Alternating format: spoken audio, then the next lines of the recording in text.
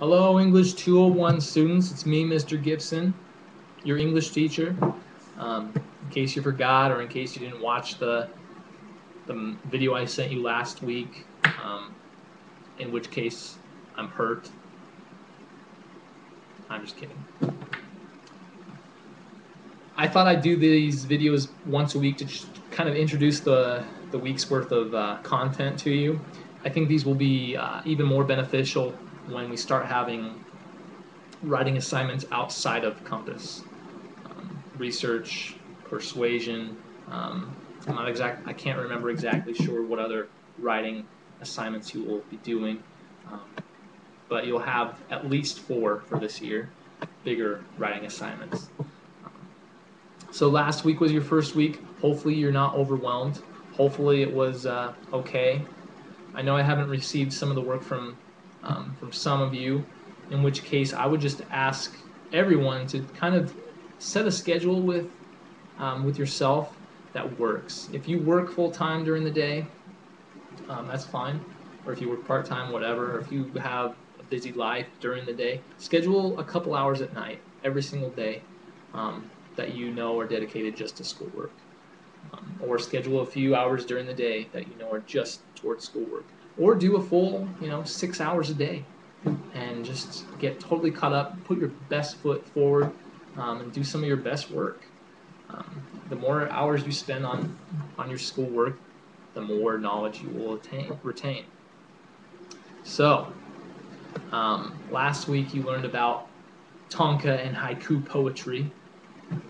Some really neat Tonka and haiku from many of you in your Odyssey writers. Those were neat. I loved reading those. This week you'll be studying the sonnet, the Italian and English sonnet. Their differences are in the lines and the structure. And it might be overwhelming if you aren't 100% familiar with some of the poetry terms. Please don't get overwhelmed. They're going to throw a lot of different terms at you. Quatrains and couplets, volta, iambic pentameter, and it's like, what? What language are you speaking? This isn't English. But if you know your prefixes and suffixes, and you know your Latin roots, you might be able to understand some of these words. But let's take, for instance, quatrain, because the sonnets are kind of divided up into what you could call poetic paragraphs. The poetic police might get me on that because that's probably a bad term to use, but they're broken up into little segments, just like in a story you'd read paragraphs. And so a quatrain is 4 lines of poetry that rhyme a certain way.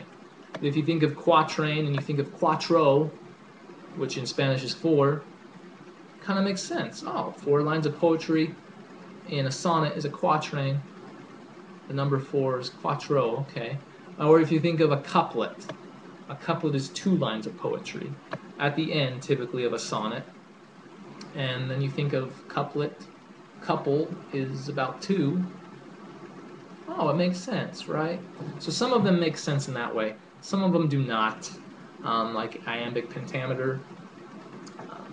Some of you are musical, you know what pentameter kind of means, but it's just a rhythm. It's a way to keep with the rhythm of the words. So Shakespeare and many of his sonnets use the iambic pentameter, and it kind of goes da da da da da da da da. And it's kind of like a dance, a little waltz. But that's when you read the words.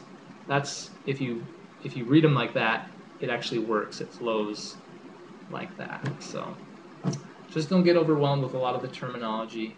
When it says the rhyming style is AA, BB, that means that AA, both those lines rhyme. BB, both those lines rhyme. Right? And so if you have a quatrain, 4 lines, AA, BB, AA is going to rhyme. Anyway, I might be confusing you even more. I'm sorry.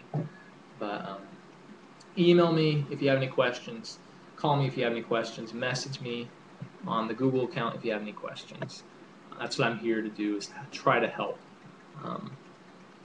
Check your email. You have your journal prompt, your second week journal prompt. That's just an easy 5 points. If you do it, it's an easy 5 points. And if you have them every single week, which you will, every week you'll have a journal, those 5 points will add up, and it will affect your score if you don't do it. So please, just for those, just write.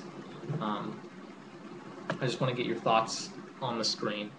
I'm not looking at grammar or punctuation. I just want you to write, get the habit of writing.